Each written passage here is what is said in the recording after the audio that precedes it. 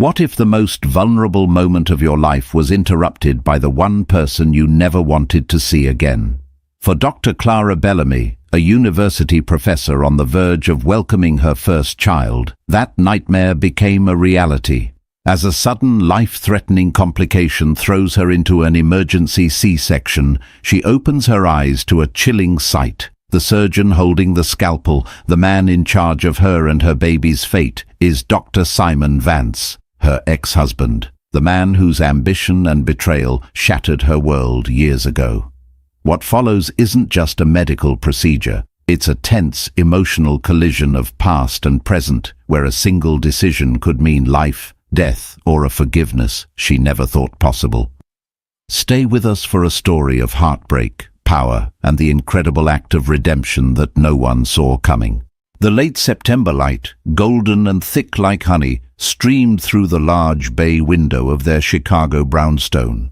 It illuminated the dust motes dancing in the air, each one a tiny, glittering promise. Dr. Clara Bellamy, a tenured history professor at Northwestern, rested a hand on the swell of her belly, feeling the gentle, rhythmic flutter of the life within. At 36, after years of academic rigor and one spectacularly failed marriage, this was her masterpiece. This was peace. Her partner, Mark, an architect with kind eyes and a steady presence that was the antithesis of everything she'd known before, was assembling the crib in the corner of the newly painted nursery. The walls were a soft, calming sage green. The scent of fresh paint and new wood filled the room, a perfume of new beginnings. "Instructions say tab A fits into slot B," Mark grunted, his brow furrowed in concentration. "But I'm looking at what appears to be tab Q and a slot shaped like a trapezoid. I think this thing was designed by M.C. Escher." Clara laughed, a full, genuine sound that bounced off the walls. "You build skyscrapers for a living, but you're being defeated by Scandinavian flat-pack furniture. It's humbling, isn't it?" He looked up, his face breaking into a warm smile that always made her feel safe. "Completely. But as long as she has somewhere to sleep by the time she gets here, I'll call it a win."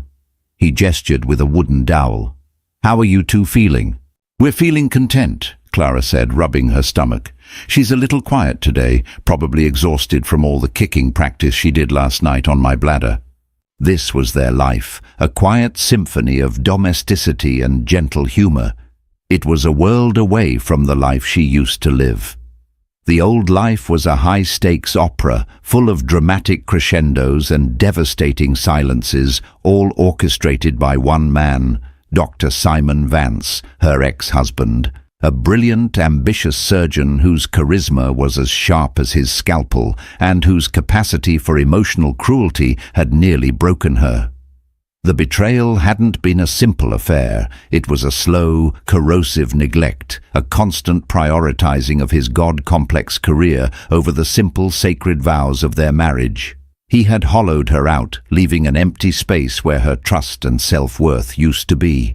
Mark had filled that space, not with noise and drama, but with light and patience. Suddenly, a sharp, searing pain shot through her lower back, so intense it stole her breath. She gasped, her hand flying from her belly to her spine. Mark was on his feet in an instant, his playful demeanor vanishing. "Clara, what is it?" I don't know," she stammered, trying to breathe through the intensity. It wasn't like the Braxton Hicks contraction she'd been having. This was a vicious, tearing sensation. "It's sharp, really sharp." Another wave hit, this one wrapping around her abdomen, squeezing with brutal force. She felt a terrifying wetness, a warm gush that had nothing to do with her water breaking. Her eyes widened in panic as she looked down at the light-colored leggings she was wearing. A dark, crimson stain was spreading rapidly. "Mark," she whispered, her voice trembling. "Call 911, now." The world dissolved into a blur of frantic motion and panicked voices. The serene nursery, a moment ago a symbol of hope, became the backdrop for a terrifying emergency. Mark's voice was strained as he spoke to the dispatcher, his hand clutching hers, his knuckles white. The paramedics arrived with a controlled urgency that was both calming and horrifying. They spoke in acronyms and medical jargon, their faces grim. As they loaded her onto the stretcher, her eyes locked on the half-assembled crib. The Escher-like puzzle that had been a source of laughter was now a monument to a future that felt, in that moment, terrifyingly uncertain. The pain was relentless, a monstrous thing with teeth. But it was the fear that truly paralyzed her. Fear for the tiny, fluttering life that had been so active just hours ago. Fear for the peaceful world she and Mark had so carefully built on the ruins of her past. The ambulance ride was a chaotic symphony of sirens and beeping monitors. A paramedic was pressing on her abdomen, his voice urgent. "Blood pressure is dropping. We're heading to Chicago Memorial. It's the closest level I trauma center with a top-tier NICU." Chicago Memorial. The name hit Clara like a physical blow, a ghost from a life she had surgically removed from her own. It was the hospital where Simon had built his empire. It was his kingdom, the place she had avoided for 6 long years, even changing her own primary care physician to ensure she never had to set foot inside its gleaming, sterile halls. "No," she croaked, trying to sit up. "Not there. Take me to Prentice, anywhere but there." The paramedic gently pushed her back down. "Ma'am, with this amount of bleeding, we don't have a choice. We have to get you to the best care, and that's Memorial. Dr. Evans' team is on standby." Dr. Evans, a name she didn't recognize, a small, fragile tendril of relief. Simon was a neonatal surgeon, not an obstetrician. The chances of seeing him were slim. He was probably in some high-profile surgery or charming donors at a gala. He wouldn't be anywhere near a routine emergency C-section. He was far too important for that. Clinging to that thought, she let the darkness at the edge of her vision pull her under. The sirens wailed the last sound she heard as her perfect, sun-drenched afternoon shattered into a million terrified pieces. The transition from the ambulance to the emergency room was a jarring ballet of controlled chaos. Bright lights streaked overhead as the gurney rattled through corridors, voices echoing in a disorienting cacophony. Clara was vaguely aware of Mark, his face pale and strained, trying to keep up, his hand reaching for hers whenever he could. She was rushed into a triage room where a swarm of nurses and doctors descended. An ultrasound wand, cold and slick with gel, was pressed against her belly. The doctor, a woman with tired eyes and a no-nonsense demeanor, watched the screen, her lips a thin, tight line. "It's a placental abruption," she announced to the room, her voice cutting through the noise. "A bad one. She's hemorrhaging. We need to get this baby out now. Page Dr. Evans. Tell her we're coming up." Mark clutched Clara's hand. "Is the baby okay?" "The baby's heart rate is decelerating. We have minutes, not hours," the doctor said, not unkindly, but without any sugar-coating. "We need to perform an emergency C-section." Clara's heart hammered against her ribs. All their careful birth plans, the doula, the playlist of calming music, all of it incinerated in an instant. She was no longer a participant in this process. She was a vessel in crisis, her body a failing machine. They were moving again, this time towards the surgical floor. The air grew colder, the smells more antiseptic. Mark was stopped at a set of double doors. "I'm sorry, sir," a nurse said gently. "It's an emergency procedure. You'll have to wait here." The look of pure terror and helplessness on his face was the last thing Clara saw before the doors swung shut, separating her from the one person who made her feel safe. Inside the operating room, the world was a universe of green scrubs and gleaming steel. She was shifted onto a narrow table, her arms strapped down. An anesthesiologist appeared at her head, his voice a low, calming murmur as he explained he was putting her under general anesthesia. "You'll just feel a little prick in your arm and then you'll be asleep. We'll take good care of you." Fear, cold and absolute, washed over her. She was losing control, surrendering her body and her baby to strangers. She closed her eyes, focusing on the image of the sage-green nursery, the half-built crib, and Mark's loving, goofy smile.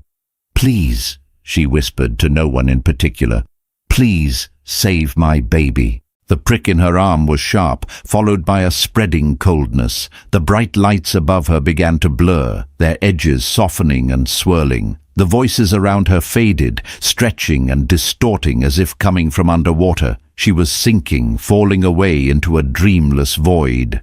Time ceased to exist. There was only the blackness. Then, slowly, a sliver of awareness returned. Not sight, but sound.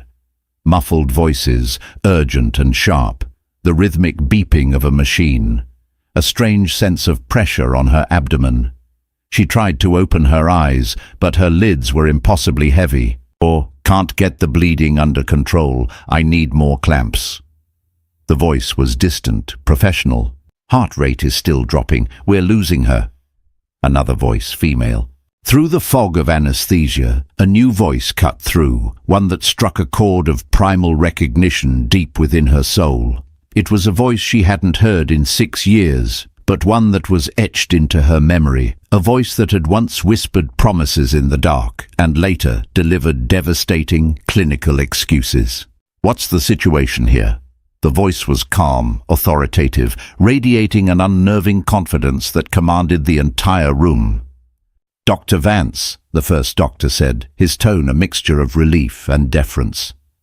"Patient is a G1P0 at 38 weeks, complete placental abruption, massive hemorrhage, baby is in severe distress. Dr. Evans was called into another emergency surgery across town. We've been trying to manage."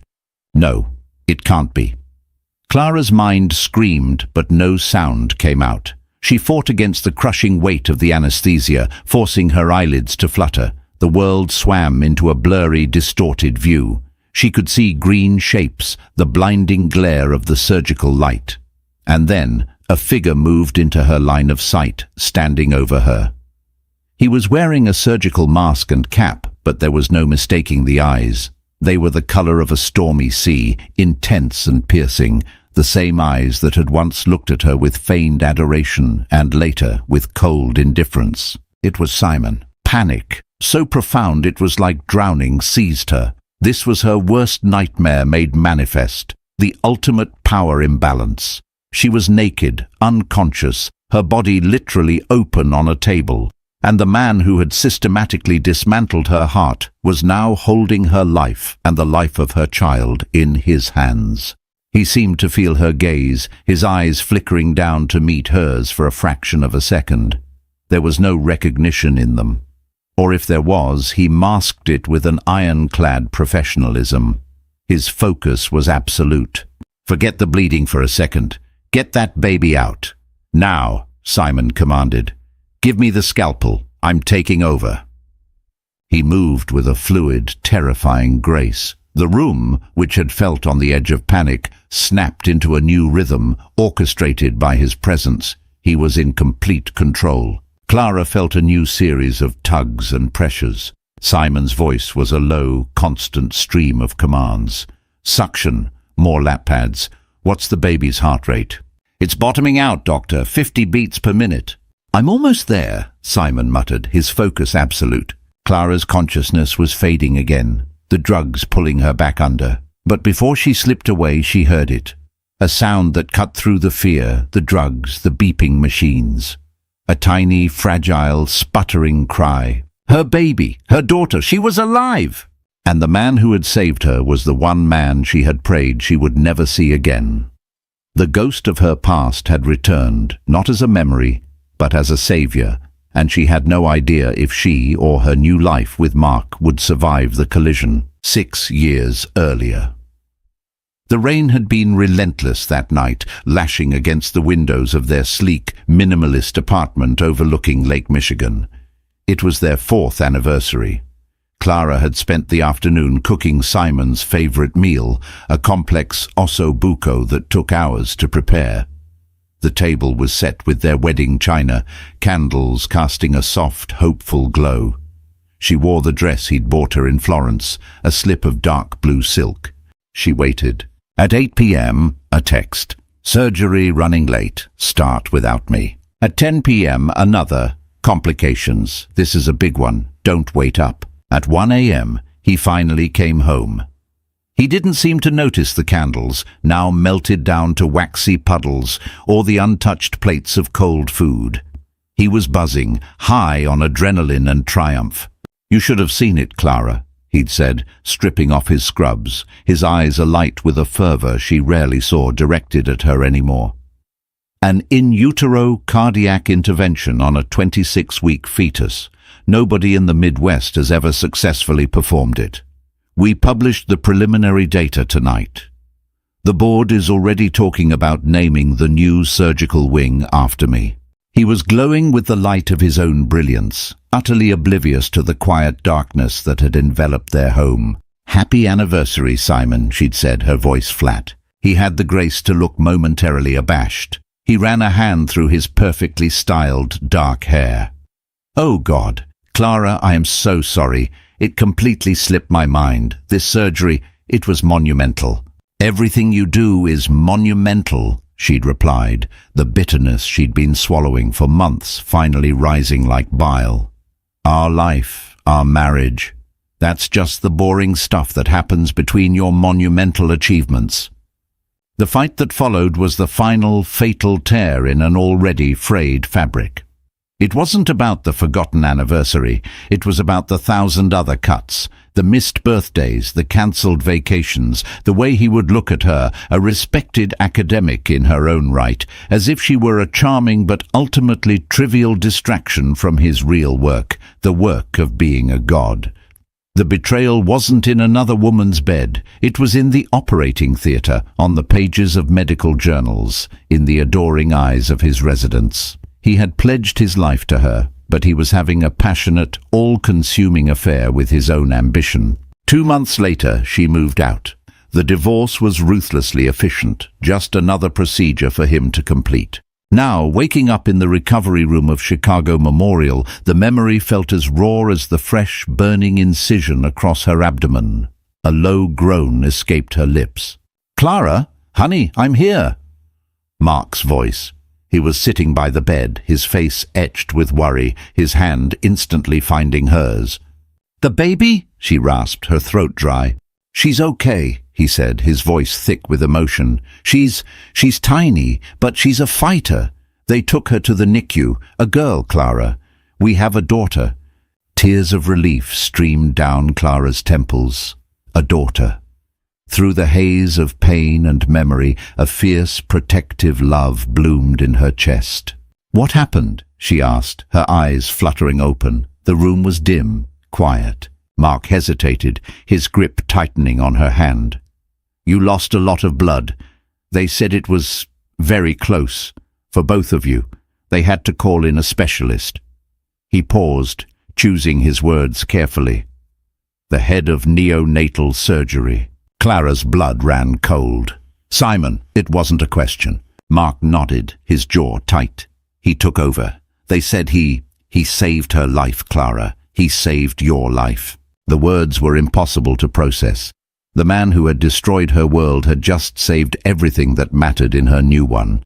It was a cruel, cosmic joke. A debt she could never repay, owed to the last person on earth she ever wanted to be indebted to. "I don't want to see him," she said, her voice stronger now, laced with a familiar steel. "You talk to him, Mark. You handle everything. I want him nowhere near me." "Of course," Mark said immediately, his loyalty absolute. "Whatever you need."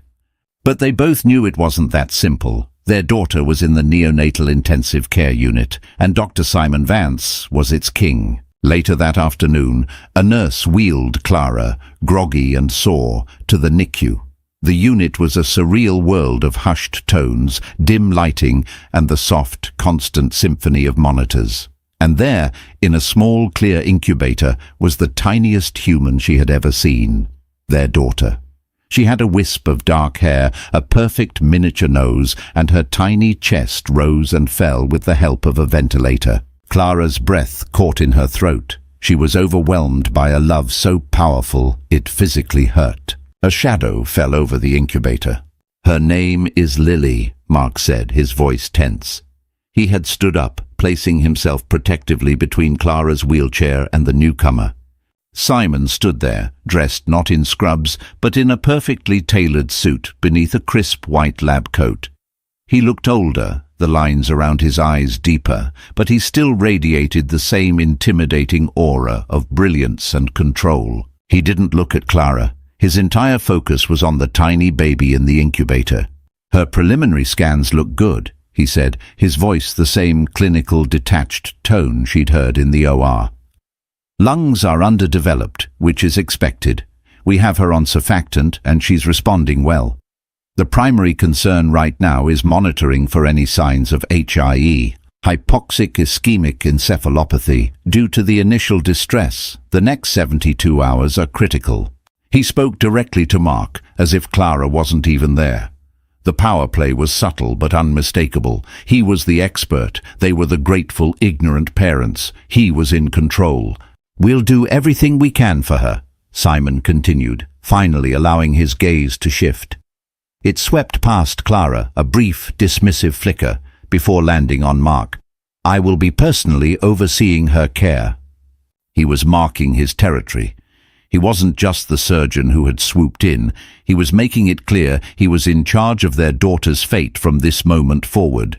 The man who had treated her heart as a disposable commodity was now the sole guardian of the most precious piece of it. The war she thought she had won 6 years ago wasn't over. It had just moved to a new, terrifying battlefield. The next 3 days were a living hell, a purgatory of beeping machines and forced pleasantries. The NICU became the center of their universe, and Simon was its ruling deity. He moved through the unit with an air of ownership, his team of residents and nurses trailing in his wake like disciples. They spoke of him in hushed, reverent tones, recounting tales of his miraculous surgical feats. To them, he was a savior. To Clara, he was a captor. She and Mark developed a routine. They would spend hours by Lily's incubator, speaking to her in low, soothing voices, reaching through the portholes to touch her impossibly small hand. Clara, still recovering from her surgery, would sit in her wheelchair, her body aching, her heart torn between overwhelming love for her daughter and a simmering rage towards the man in charge of her care. Simon's daily rounds were a masterclass in psychological warfare. He would arrive at the same time every morning, clipboard in hand, and deliver a clinical, jargon-filled update directly to Mark. He treated Clara like a piece of furniture, his eyes sliding over her as if she were invisible. It was a deliberate, calculated cruelty, a way of reminding her of her powerlessness. He was the doctor, the authority. She was just the mother, the patient, the broken woman he had once discarded. Mark, bless him, tried to run interference. He would stand tall, ask intelligent questions, and pointedly refer to Clara for her opinion.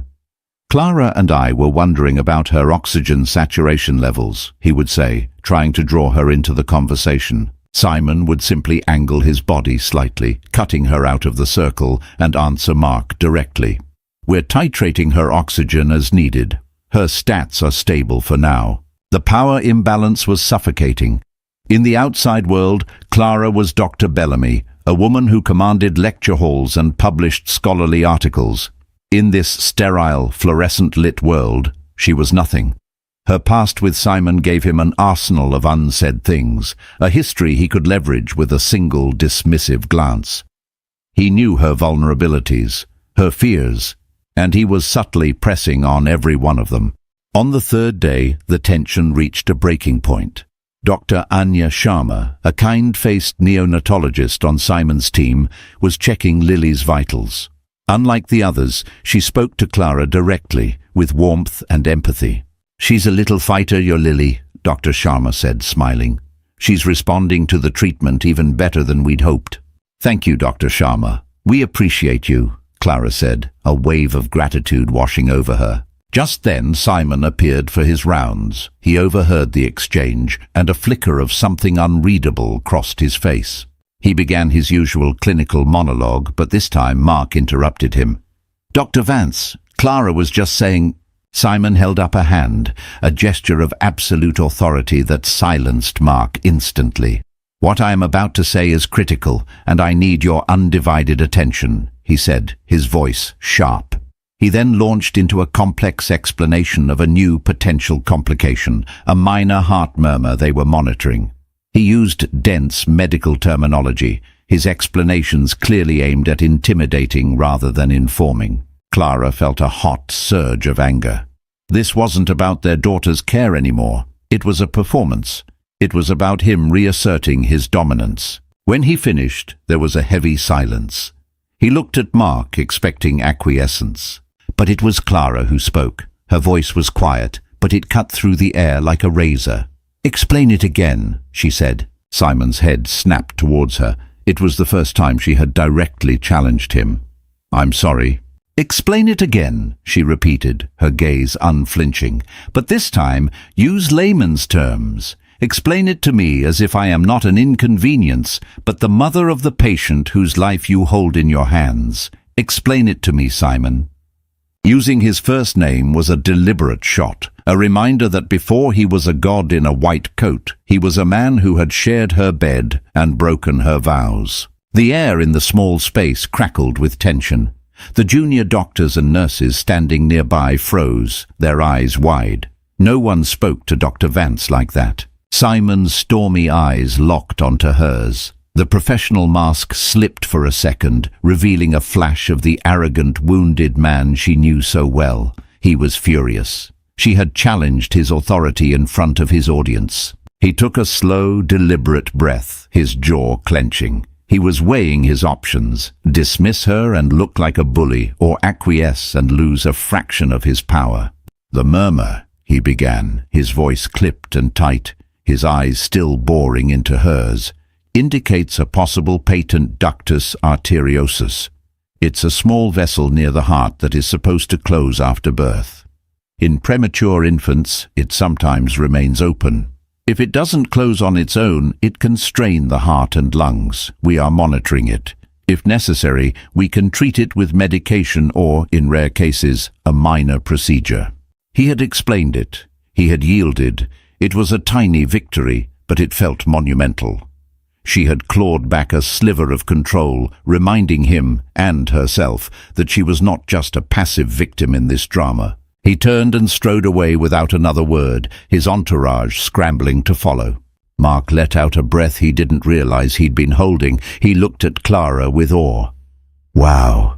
Clara's heart was still pounding. The confrontation had cost her, draining her of precious energy. But as she looked at her tiny daughter, sleeping peacefully in the incubator, she knew it was a battle she had to fight. This was no longer just about her and Simon and their toxic past. It was about her daughter.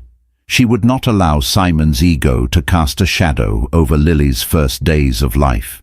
She had found her voice again, and she would be damned if she let him silence it. The currency of power in this place wasn't just medical knowledge, it was courage, and she was finally ready to spend it.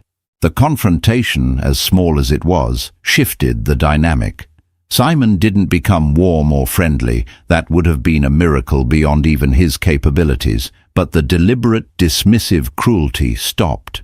During his rounds he would still address Mark primarily, but he no longer angled his body away from Clara. He would occasionally, grudgingly, meet her gaze. He answered her questions with terse, clinical precision, but he answered them. A cold, unspoken truce had been declared. This new, fragile peace allowed Clara to focus her energy where it mattered, on Lily. As her own body slowly healed, her world shrank to the few square feet around her daughter's incubator. She learned the different beeps and tones of the monitors, discerning the subtle shifts in Lily's oxygen levels and heart rate. She read stacks of medical journals on neonatology, arming herself with knowledge, her academic mind finding comfort in research and data. She would not be intimidated by jargon again. Mark was her rock. He handled the logistics of the outside world, updating family, managing their home, dealing with the hospital administration, so that Clara could pour all of herself into being by Lily's side. But she could see the toll it was taking on him. He felt like an outsider in this intense drama, a supporting actor in a play that was fundamentally about Clara, Simon, and the child that now connected them. He never complained, but she saw the exhaustion in his eyes, the way his shoulders slumped when he thought she wasn't looking. One night, about a week after Lily's birth, Clara couldn't sleep. The phantom pains in her abdomen were sharp, and her mind was racing. Leaving Mark asleep in the uncomfortable recliner in her hospital room, she wheeled herself down the deserted, silent corridors to the NICU. The night shift was a different world. It was quieter, more intimate. Only a skeleton crew of nurses moved like ghosts between the incubators, their faces illuminated by the soft glow of the monitors. Clara parked her wheelchair next to Lily's incubator and just watched her daughter sleep. The ventilator had been removed that morning, a major milestone. Now, only a small nasal cannula delivered oxygen.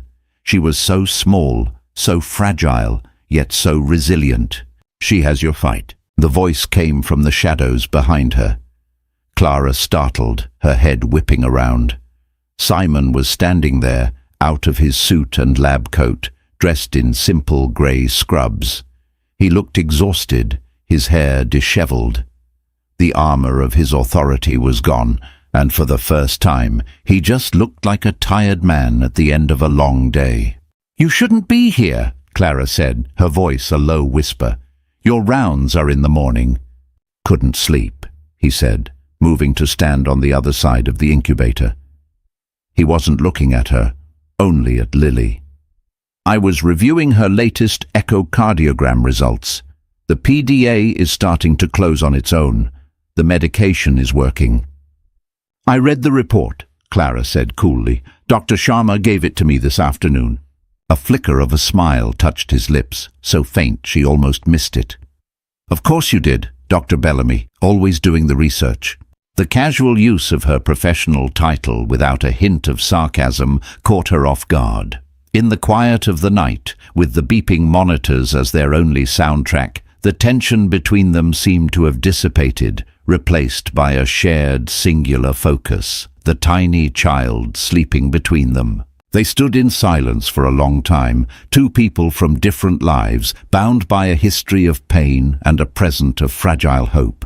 "Why did you stay?" Clara asked finally, the question that had been nagging at her. "At Chicago Memorial, I heard you had an offer, chief of surgery at Johns Hopkins. That was always your dream." He didn't seem surprised by the question. He continued to watch Lily, his expression unreadable. "Things change." "That's not an answer, Simon." He finally turned his head, and his stormy eyes met hers in the dim light. The weariness in them was profound. "The offer was contingent on me starting last week. I couldn't leave. Not in the middle of this." Clara processed this. He had given up his dream job, the pinnacle of the ambition that had destroyed their marriage. He had given it up for Lily, for her daughter. "Why?" she whispered, her voice barely audible. He let out a long, slow breath, the sound heavy with unspoken things. "When I walked into that OR," he began, his voice low and raw, "I didn't know it was you. Not at first. All I saw were the stats on the monitor. A mother and a baby, both crashing. It was a clinical problem to be solved, an equation of life and death." He paused, his gaze dropping back to Lily. "And then I saw your face. And for the first time in a very long time, the equation had a name. It wasn't just about winning or publishing a paper or adding another success to my resume. It was different." He looked back at Clara, and for the first time in years, she saw not the arrogant surgeon or the cruel husband, but a glimpse of the man she had once fallen in love with. A man who was brilliant, yes, but also haunted.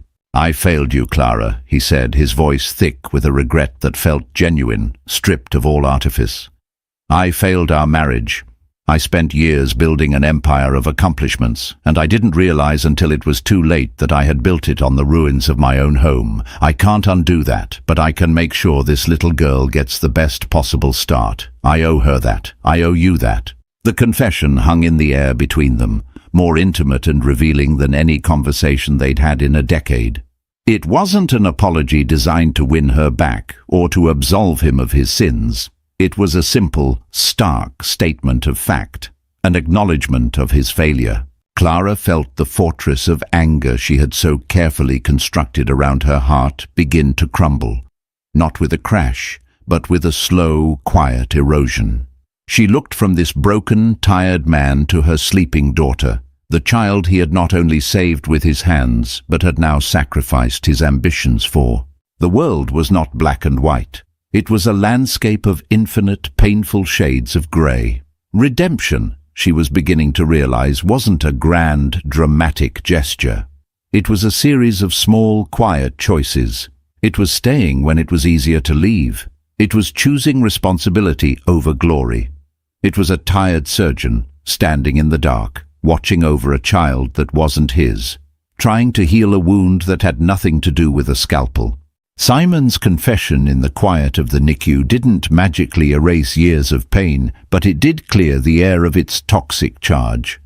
The dynamic between the three adults, Clara, Mark and Simon, settled into a new, complex equilibrium. The overt power plays were gone, replaced by a cautious, functional respect. Simon was still Lily's doctor, his professionalism unwavering, but there was a new undercurrent of humility to him. He started including Clara in the medical discussions as a peer, acknowledging her research and valuing her input. For Mark, this shift was both a relief and a source of quiet anxiety. He was glad the open hostility was over, but he felt the ground shifting beneath his feet. He watched the new, strange accord between Clara and her ex-husband with a protective unease. He trusted Clara completely, but he would never trust Simon. He saw the way Simon looked at Lily with a fierce dedication that was part professional, part deeply personal. It was the look of a man trying to atone for his sins, and Mark worried about what that atonement might cost the new life he and Clara had built. One afternoon, Mark was holding Lily, who was finally big enough for kangaroo care, her tiny body nestled against his bare chest. Clara watched them, her heart so full of love it felt like it might burst. The sight of this good, steady man holding their daughter was a perfect, beautiful image of the life she had chosen. Simon entered the room to check on a monitor. He stopped, his gaze falling on Mark and Lily.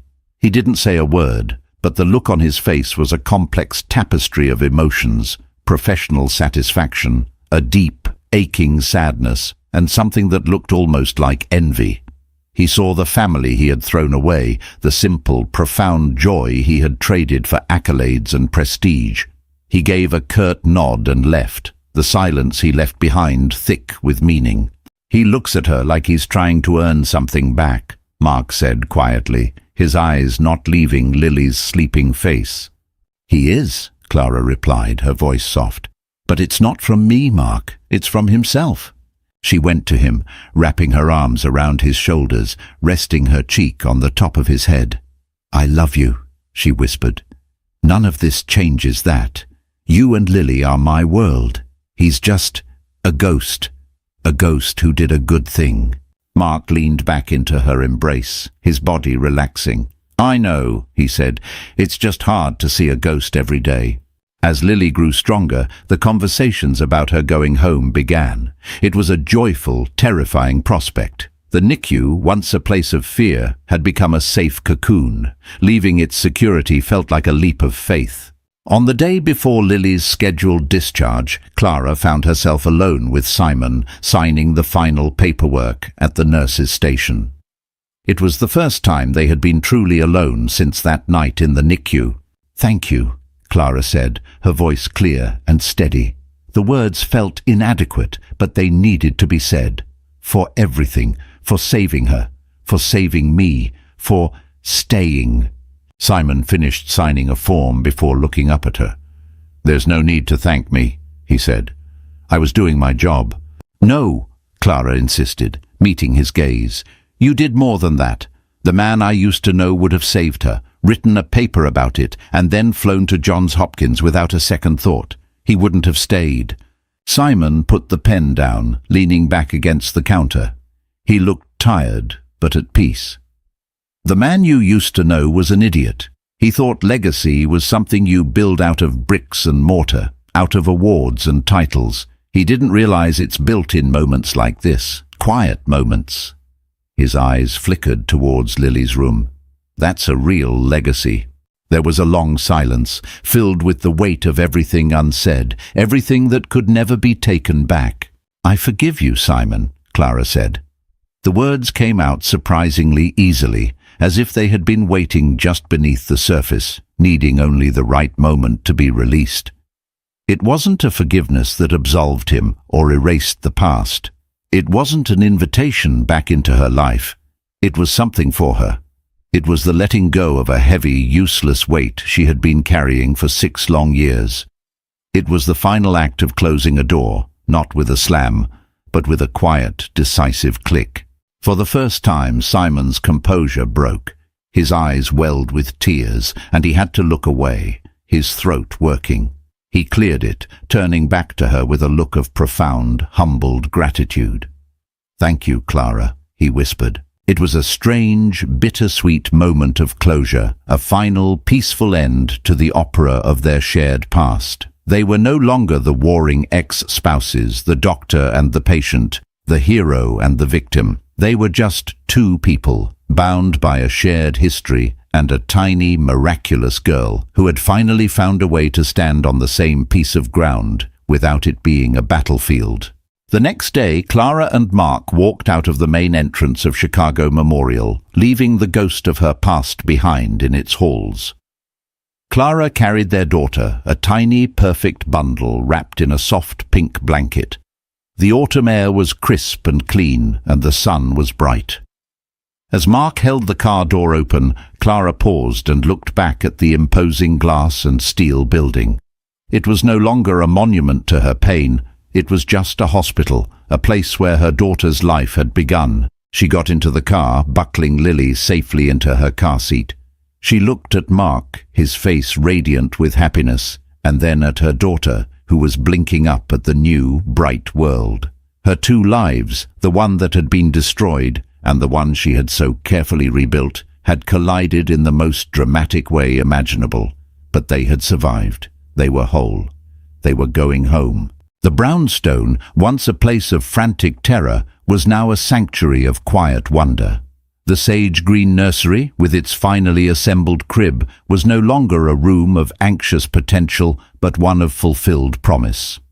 The first few weeks at home with Lily were a blur of sleepless nights, endless feedings, and moments of such profound, heart-stopping love that Clara often found herself simply staring at her daughter, tears of joy streaming down her face. The world of Chicago Memorial, of Simon and the NICU, began to feel like a distant, surreal dream. Their life was here, within these 4 walls, a perfect triangle of love and family. Mark was a natural father, his steady, calm presence a perfect balm for a fussy baby and an exhausted new mother. He would walk the floors with Lily at 3 a.m., his low, rumbling voice humming lullabies, a silhouette of unwavering devotion against the moonlit window. Clara fell in love with him all over again, a deeper, more grounded love than she had ever known. About a month after they brought Lily home, a package arrived. It was a small, flat box with a return address from a high-end children's boutique.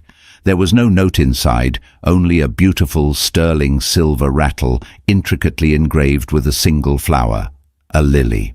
Clara knew instantly who it was from.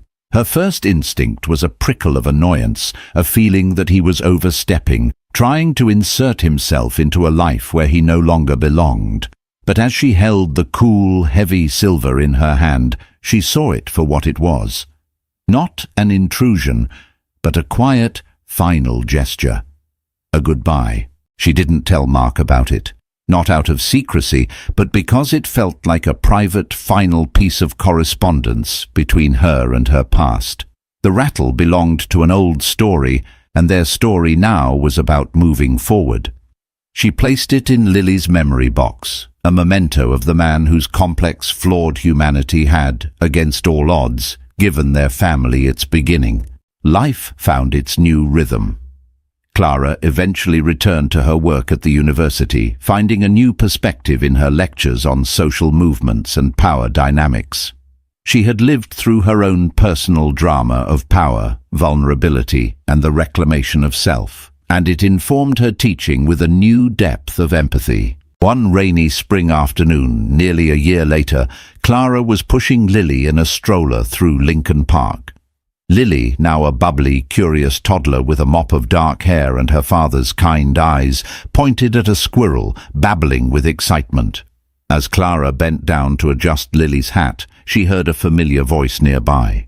"And the funding for the new research protocol is secure." She looked up. Across the path, Simon was walking with another doctor. He looked different. The expensive suit was gone, replaced by a comfortable sweater and slacks. The intense, driven energy that had always surrounded him had softened, replaced by a quieter, more thoughtful air. He laughed at something his companion said, a genuine, relaxed sound that Clara hadn't heard in years. Their eyes met across the path. For a heartbeat, the world seemed to stop. All the history, the pain, the drama, the forgiveness, it all flashed between them in a single, silent moment. Simon's gaze dropped to the little girl in the stroller, and his face broke into a small, gentle smile. It was not the smile of a king surveying his work, but of a man witnessing a simple, beautiful miracle.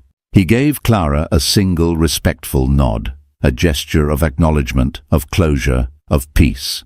Clara nodded back, and then he turned and continued on his walk, his moment in their lives officially over. He was no longer the villain of her story, nor the savior. He was simply a man who had once been a defining, destructive force in her life, and who, through a crucible of fate, had become an unlikely instrument of its greatest joy. He had found his own redemption, not in a grand public spectacle, but in the quiet legacy of a life saved, an ambition tempered, and a past finally laid to rest. Clara looked down at her daughter, who was now trying to share her soggy biscuit with a bewildered pigeon. She laughed, scooping Lily into her arms and holding her tight. The ghost was gone. The past was settled. The future, this beautiful, messy, ordinary, extraordinary future, was all that mattered. The sun broke through the clouds, scattering light across the damp leaves, and Clara walked on, her heart full, her world complete, moving forward into the quiet, brilliant light of her own, hard-won peace. And so Eleanor's story comes to a close.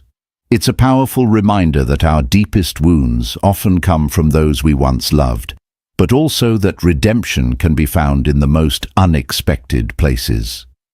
Julian's incredible act wasn't just a single heroic surgery. It was the slow, painful and quiet decision to sacrifice his own ego for the life he had once helped to break. It's a story about how the past never truly leaves us, but that we can choose how much power it has over our present. What did you think of Julian's path to redemption? Was his sacrifice enough to atone for his past? Let us know your thoughts in the comments below. If this story touched your heart, please give this video a like and share it with someone who appreciates a deep emotional journey. And don't forget to subscribe and hit the notification bell so you won't miss our next story. Thank you for watching.